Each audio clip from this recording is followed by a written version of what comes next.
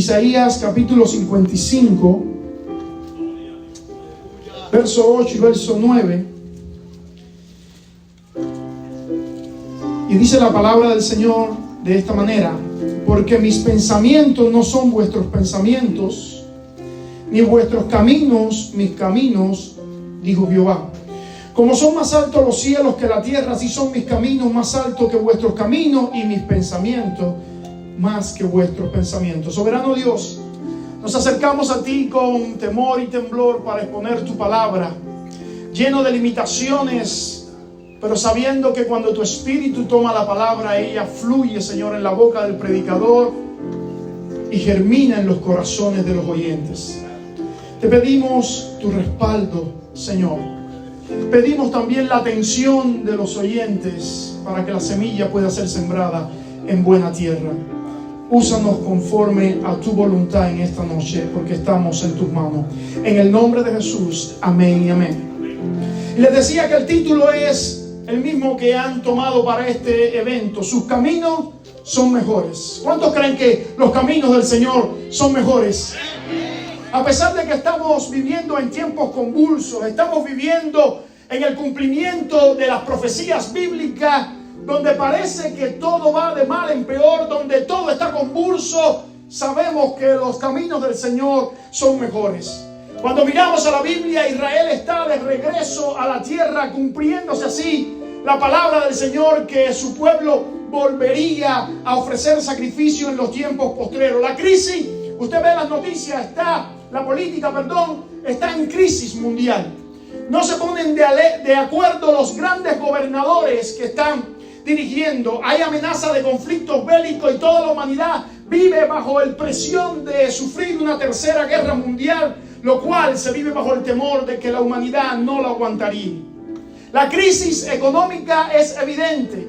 Usted puede ver cómo los precios suben, los salarios bajan o se mantienen estables, y hay crisis económica no solamente en los países de tercer mundo, sino en las grandes naciones, y nos incluimos en ella. El amor se está enfriando, como dice las profecías bíblicas. Aún dentro de la iglesia es difícil ver el amor manifestándose, el fruto del Espíritu en sus 9 manifestaciones: amor, gozo, paz, paciencia, bondad, benignidad, fe, mansedumbre y templanza. Pero dirigido por ese amor genuino que trae Dios, el amor se está enfriando. La creación está gimiendo a una por su renovación. Vemos, hay terremotos más que nunca, hay diluvios más que nunca, los glaciares se están derritiendo, la tierra está gimiendo por su renovación. La apostasía, no necesito abundar mucho, ya no es una profecía futurística, ahora la apostasía es real. Hombres y mujeres sin escrúpulos que se están levantando en el seno de la iglesia para manipular a los creyentes y hacer mercadería del evangelio. Pero con todas estas profecías hay una que se tiene que cumplir también, y es el derramamiento del Espíritu Santo en los postreros tiempos. Estamos esperando que el derramamiento del Espíritu Santo sea una realidad en los postreros tiempos, y estamos orando para que nos toque a nosotros poder presenciar ese derramamiento del Espíritu Santo. Cuando abrimos el libro de Isaías, en sus 66 capítulos, Isaías nos habla de una manera muy singular acerca de este derramamiento del Espíritu Santo. El nombre de Isaías quiere decir Dios salva. Es un profeta mesiánico, al mismo tiempo es un profeta evangelístico. Es hijo de Amós. Ministró bajo el reinado de Uzías, Jotán, Acaz y Ezequías. El libro está dividido en 3 partes, del capítulo 1 al 39, juicios y advertencia contra Judá. Capítulo del 40 al 55, del cual vamos a estar tocando hoy, palabra de consuelo para un pueblo que será exiliado a Babilonia. Capítulo 56 al 66, una esperanza de restauración radical para aquellos que confían en el Señor. Por lo tanto, el libro de Isaías es importantísimo, porque es el profeta que más habla del Mesías. El libro de Isaías tiene 85 aplicaciones directas en el Nuevo Testamento y más de 200 aplicaciones indirectas en el Nuevo Testamento. Así que hacemos bien en esta noche, todos convocados, mirar la palabra de Isaías. Alabado sea el nombre del Señor. Empieza Isaías diciendo: a todos los sedientos. El capítulo 55 está cerrando la segunda parte, cuando Él les habla que van a ser exiliados, pero que tengan confianza, porque del exilio el Señor los puede socorrer. Ahora le dice: a todos los sedientos. Me gusta muchísimo esta palabra todos. Cada vez que leo todos en la Biblia, digo: Señor, tú no haces acepción de personas. Hay un llamado constante de ti para nosotros, a todos los sedientos.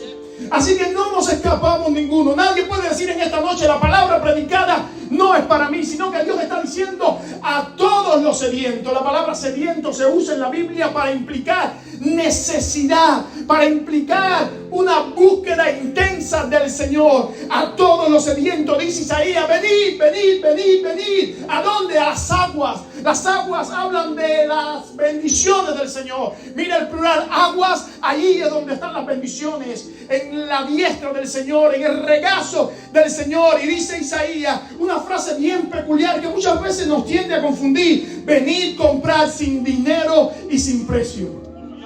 Hay una metáfora en esa frase. Usted sale a comprar a cualquier lugar hoy y usted no puede comprar sin dinero. Pero déjeme decirle algo: en las manos del Señor, en el abrisco del Señor, usted puede comprar sin dinero y sin precio.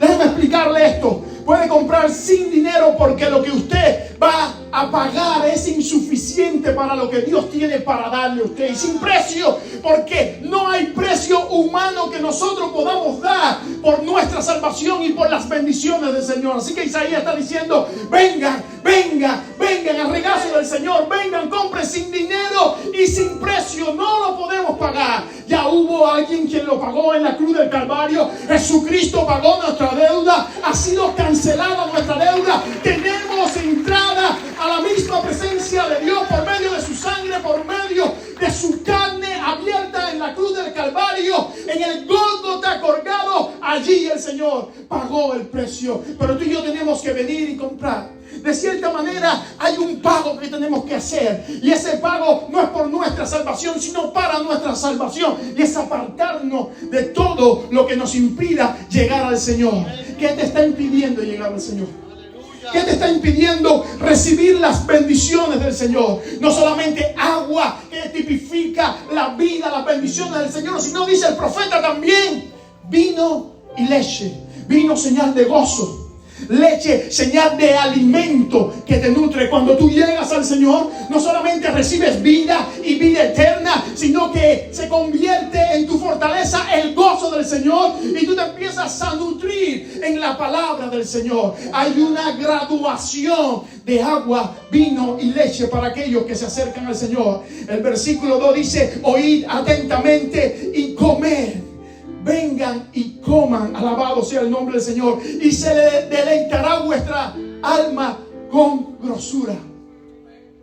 Cuando tú vienes y comes del Señor, hay un deleite en tu alma, hay un vacío intrínseco en ti que no lo puede suplir nada. Pero cuando vienes y pruebas al Señor y gustas al Señor y comes de las cosas del Señor, dice la palabra: se deleitará vuestra alma con grosura. Déjame decirte qué cosa es esto. La grosura es la parte de la grasa del animal, y se ofrecía en el Antiguo Testamento como algo especial, preciado, que solamente le pertenecía a Dios. El oferente no podía usar la grosura. El oferente usaba la carne para comer, pero la grosura era dada solamente para nuestro Dios. Ahora Isaías usa este tipo y dice: vengan, coman, y se deleitará vuestra alma con grosura, con bendiciones abundantes de parte del Señor. Dice el versículo 3, donde podemos ver algunos imperativos implícitos: inclinad vuestro oído y venid a mí. Dice Isaías: venid, dice Isaías, comed, dice Isaías, inclinad vuestro oído, dice Isaías, buscar al Señor. Varios imperativos que quieren decir lo mismo: vayan en pos del Señor. Dice: y haré con vosotros pacto eterno, las misericordias firmes a David. Isaías está usando la voz de Dios para decirle a todo el pueblo de parte del del Señor, todo el que venga, todo el que oiga, todo el que coma, escuche bien, yo hice un pacto eterno, una alianza eterna, un acuerdo eterno. Y ese pacto eterno son las misericordias firmes a David. ¿Qué está hablando Isaías? Isaías está hablando que Dios hizo un pacto con David de afirmar su casa. 2 Samuel 7:16. Y será afirmada tu casa, le dijo Dios a David, y tu reino para siempre delante de tu rostro, y tu trono será estable eternamente. Alabado sea el nombre del Señor. Usted se imagine que Dios le diga a usted: tu trono es estable eternamente, no se moverá, no pasará.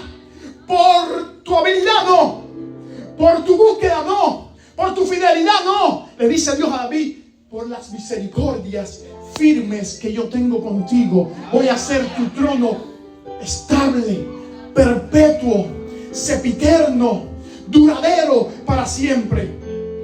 Ahora esta profecía la vemos cumplida nada más y nada menos que en Jesús, nuestro Señor y Salvador. Lucas 1:32-33 dice: este será grande, hablando de Jesús, y será llamado Hijo del Altísimo, y el Señor Dios le dará el trono de David su padre, y reinará sobre la casa de Jacob para siempre, y su reino no tendrá fin. Alabado sea el nombre del Señor. Cuando usted empieza a estudiar, si le da un fuerte aplauso al Señor, cuando usted empieza a estudiar la genealogía de Jesús, usted encuentra que Mateo empieza una genealogía, porque los judíos, lo más importante para ellos es ver si la persona es del linaje real o la persona es del linaje que Dios quiere mencionar. En el caso de Levita, los levitas; en el caso de los reyes. Mateo empieza una genealogía donde menciona de Abraham a Jesús, menciona a David y luego el hijo de David,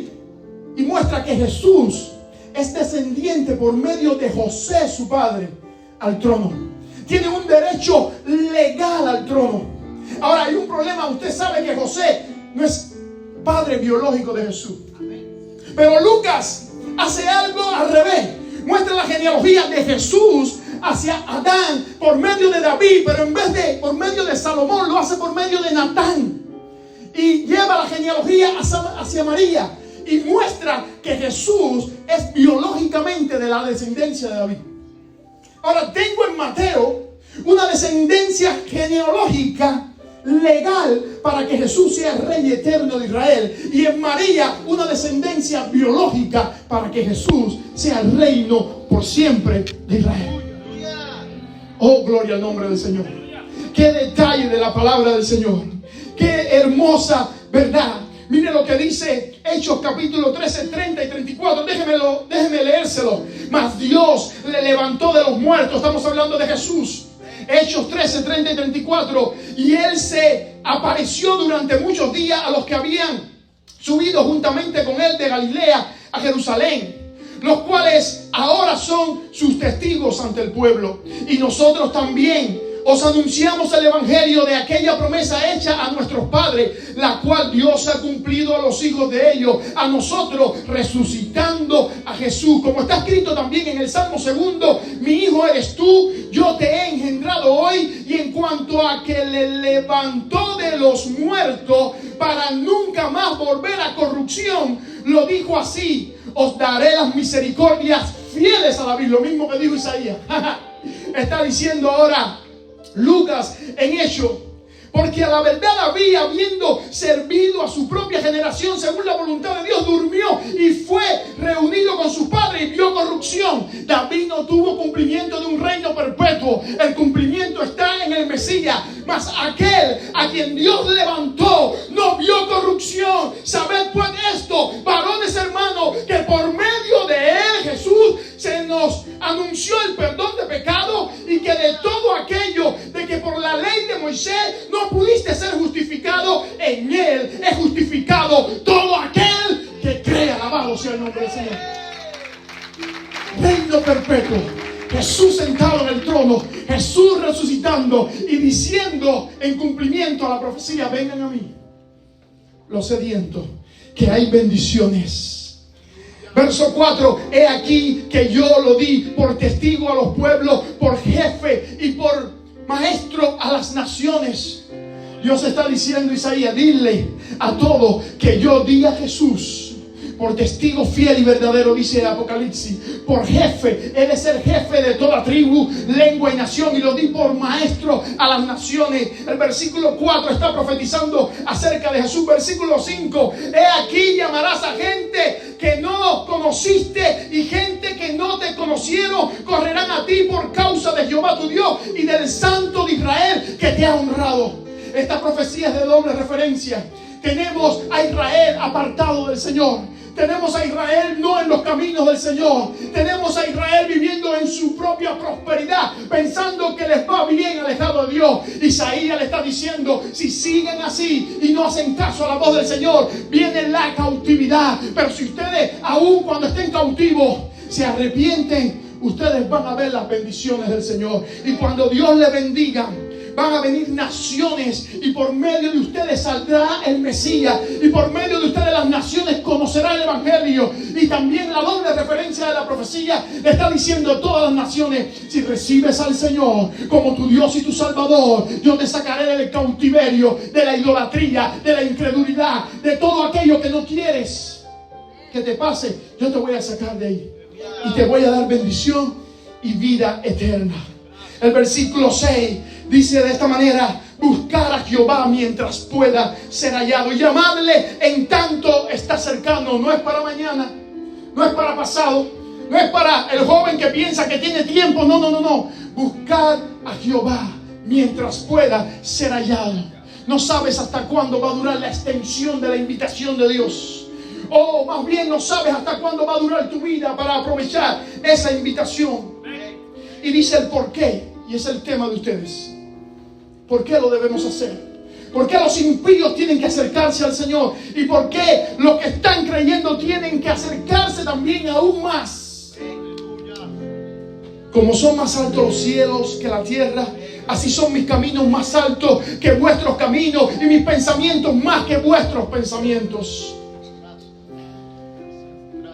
Aunque muchas veces usamos este versículo para decir que las cosas que nos pasan, Dios tiene el control porque sus caminos son mayores, lo real es que este versículo está encadenado al contexto en un mensaje de perdón.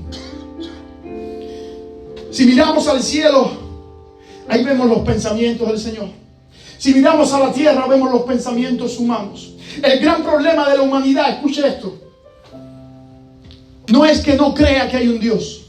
El gran problema de la humanidad no es que no crea que hay un Salvador o que no quiera creer la Biblia. El gran problema de la humanidad es moral. Todo el mundo sabe que hay un Dios. Todo el mundo sabe que no hay una cosmovisión más fuerte que la de nosotros. Nadie puede discutirlo, ni aún en la esfera científica. La cosmovisión más fuerte que hay es la de nosotros. La manera de ver la vida, cosmos, es lo creado, visión es la vista, la manera de ver la vida, la creación, su principio, su desarrollo. No hay otra manera mejor que la del cristiano. Ahora, ¿por qué el hombre no se quiere acercar a Dios? Por un problema moral. Porque sabe que el Dios de la Biblia no es un Dios manufacturado. Porque el Dios de la Biblia no es un Dios diseñado por Él mismo. Porque cuando el hombre diseña los dioses, los diseña según sus propias concupiscencias.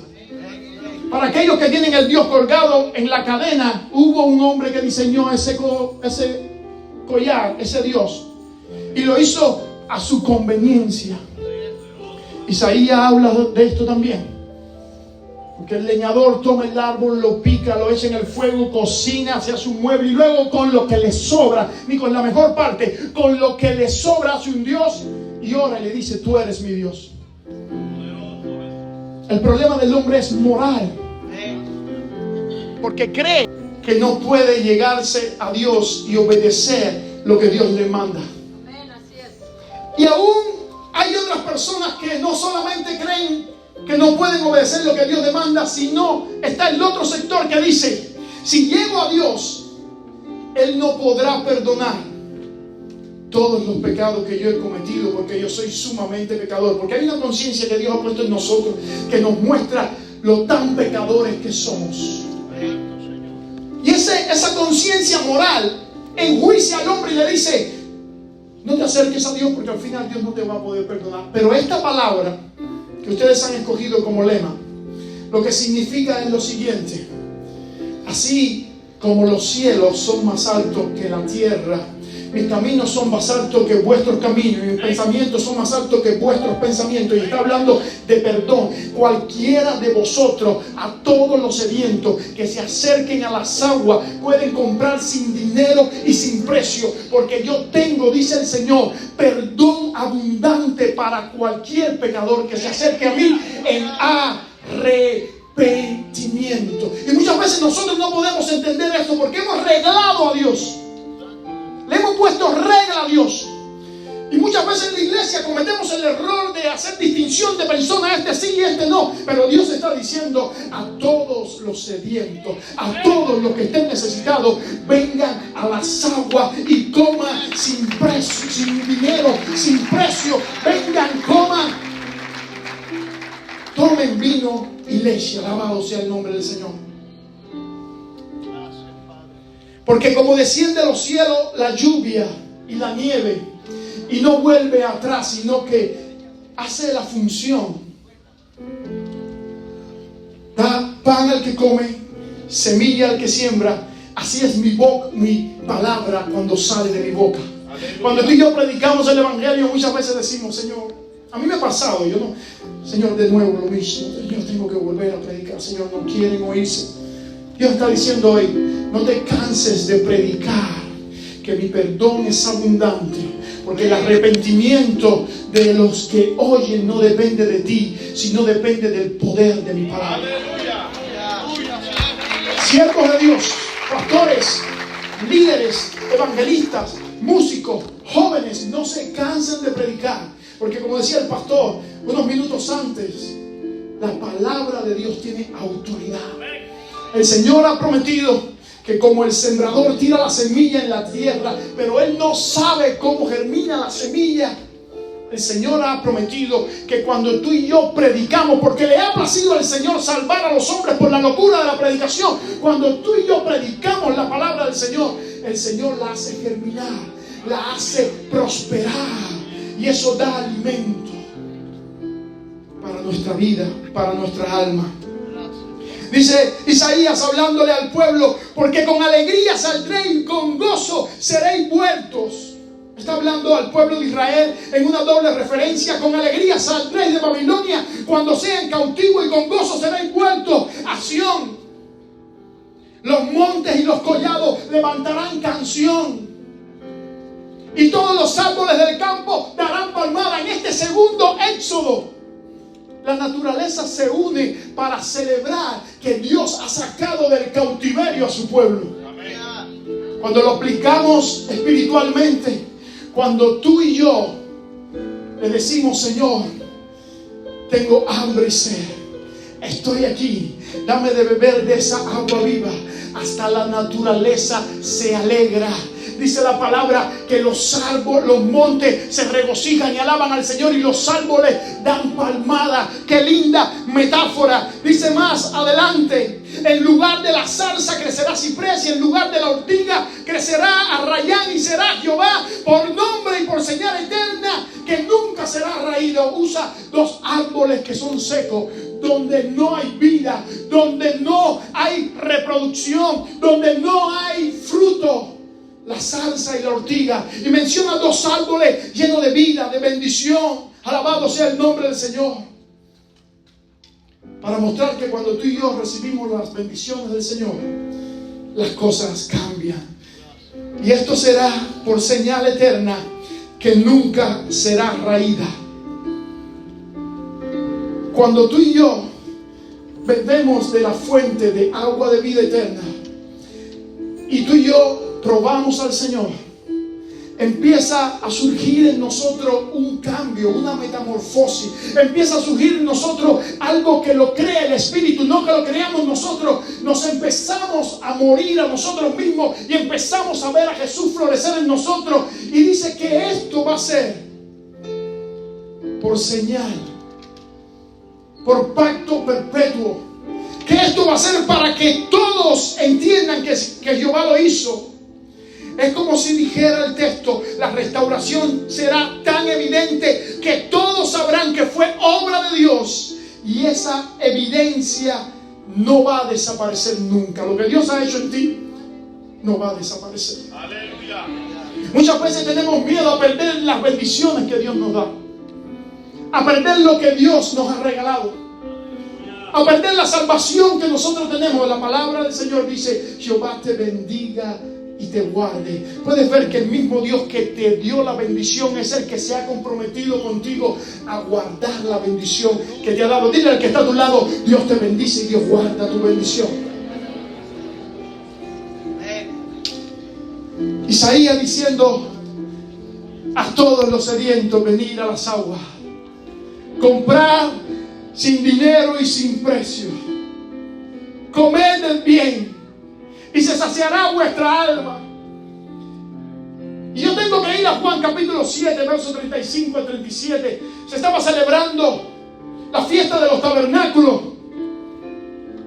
Ellos tenían todo un procesamiento donde salían y vivían alrededor de 7 u 8 días en tiendas de cabaña para hacer una rememoración de lo que habían pasado sus padres de camino por el desierto. Había tantas personas, había muchos peregrinos, más de 2 millones de personas en Jerusalén. Todos rodeaban el templo. Los sacerdotes empezaban a hacer sacrificios especiales, iban a buscar agua al estanque de Siloé. Se leía Ezequiel capítulo 47, que habla del río que sale del trono de Dios. Y cuando llega al mar muerto, cuando toca el mar muerto, las aguas reciben sanidad, reciben vida, reciben prosperidad. Toda aquella ceremonia. Y en medio de esa fiesta se levanta una voz inconfundible, exactamente diciendo las mismas palabras de Isaías capítulo 55 verso 1.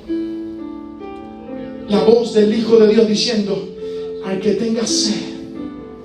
Ya no proféticamente como Isaías, sino ahora el mismo Hijo de Dios, el Cordero de Dios, el Verbo de Dios, el Alfa y el Omega, el principio y el fin, la roca inconmovible de los siglos, nuestro fundamento, el león de la tribu de Judá, nuestro líder, la estrella resplandeciente de la mañana. Alabado sea el Señor, diciendo: el que tenga sed, venga a mí y beba, y de su interior correrán ríos de agua viva. Ya no es un profeta que está profetizando. Ya no es un mensaje que hay que entenderlo con muchos estudios, teología, profecía de doble referencia. Ahora es Jesús, el Hijo de Dios, hablando de una forma simple para que todos puedan entender. El que tenga sed, el que tenga necesidad, venga a mí y beba. Como le dijo a la samaritana: si tú supieras quién es el que te pide de beber, tú le pedirías de beber a él y él te daría de beber el agua que salta para vida eterna. Me gusta mucho como dice Juan en el verso 38 y 39. Y esto dijo del Espíritu que habrían de recibir los que creyesen en Él. Esas aguas de Isaías, esas aguas de Jesús, no es más que las corrientes abundantes que derrama Dios por medio de su Hijo Jesucristo y manifestada por el Espíritu Santo. Aguas de salvación para tu vida, aguas de complacencia para tu vida, aguas de prosperidad espiritual para tu vida, agua donde tú te satisfaces de una vez y por todas. A todos los sedientos, venid, venid. Dios puede suplir tu necesidad completamente. Dios puede llenarte completamente. Y me encanta la exigencia de ambos textos. No es el que sea fiel, no es el que tenga mucha teología, no es el que lleve más años en la iglesia, no es a géneros, es simplemente aquel que tenga sed. Como le dijo el ángel de la iglesia a Éfeso: tengo contra ti que has dejado tu primer amor. ¿Sabes qué cosa es eso? Se te ha acabado la fe, se te ha acabado la sed, perdón. Cada uno de nosotros tenemos que revisar nuestra sed por el Señor.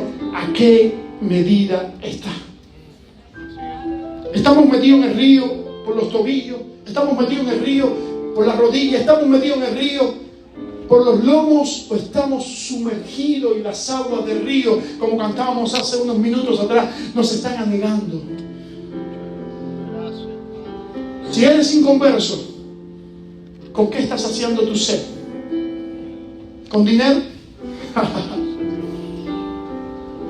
No hay nada que cree más sed que tratarla de saciar con dinero.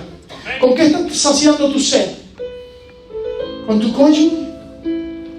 Déjame decirte que el cónyuge tiene la misma sed que tienes tú. ¿Con qué estás saciando tu sed? ¿Con pornografía? Eso crea más sed todavía. ¿Con qué estás saciando tu sed? ¿Con ídolos falsos que no son dioses? Que tienen boca y no hablan, que tienen ojos y no ven, que tienen oídos y no oyen, que tienen manos y no tocan, que tienen pie y no se mueven, que tú tienes que transportarlo. Ellos no sacian la sed. El único que puede saciar la sed que tú tienes, y tú sabes que la tienes, porque la Biblia lo dice, tú puedes hacer el bárbaro delante del grupo, delante del trabajo, delante de la escuela, delante de tus amigos, en la misma iglesia, pero cuando vas a tu cuarto solo, que se apaga la luz, sabes que lloras, porque tu sed es intensa. Sé por buscar motivación en la vida, sé por buscar sentido a la vida, sé porque eres un ser eterno y las cosas perecederas no te pueden llenar. Los seres eternos solamente lo pueden llenar el Creador del cielo, que es eterno. Aleluya. No, yo me voy a morir, si se va a morir tu cuerpo, pero dentro de ti hay un espíritu que es eterno. Y por la decisión que tú tomes aquí en la tierra, o sufrirás eternamente en el infierno o te irás con el Señor. Si tienes esa sed, ven a las aguas, ven a Jehová de los ejércitos. Ven al Dios verdadero, al Dios fuerte. Segundo llamado. Si tú has sido cristiano por años y has notado que como en la iglesia de Éfeso has perdido tu primer amor, tu sed se ha apagado, es necesario que tú entiendas que lo que Dios exige para tener una relación saludable con Él no es tu capacidad. Más bien, tu dependencia de Él en medio de tu incapacidad. Si no tienes sed, estás en terapia intensiva. Si te da lo mismo venir a la iglesia a buscar al Señor o no, estás en terapia intensiva. Si te da lo mismo quedarte viendo una película y no te interesan las cosas del Señor, estás en terapia intensiva. Aunque seas cristiano, necesitas rápido que esa sed se active. Cuando los médicos atienden a un paciente y este no tiene hambre ni sed, todo está perdido. Pero cuando tiene esos signos vitales que le provocan hambre y sed, le siguen suministrando medicamentos porque hay esperanza. Así que la pregunta es, ¿dónde está tu sed? Porque yo sé que todos los sedientos que vengan a Él pueden beber de las aguas.